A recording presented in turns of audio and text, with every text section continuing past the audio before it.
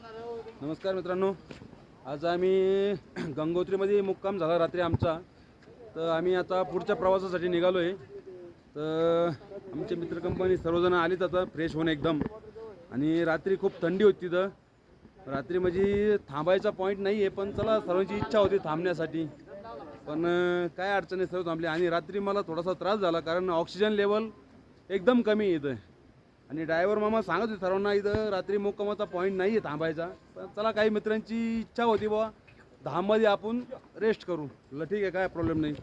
तर आता आम्ही पुढच्या प्रवासासाठी निघलो आहे. पुढचा प्रवास कुठला आपला आता? केदारनाथ. तर इकडे पाहू शकता आम्ही आता बॅगा स्टे केल्यात.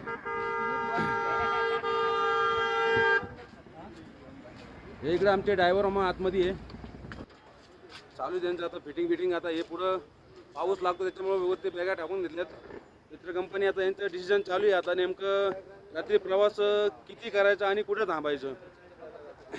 आणि आता प्रवास आम्हाला कमीत कमी 250 किलोमीटरचा प्रवास आहे.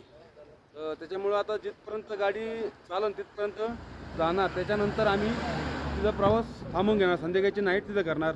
आणि केदारनाथला जाताना तुम्हाला पुढचा व्हिडिओ मी टाकतो त्याच्यामुळे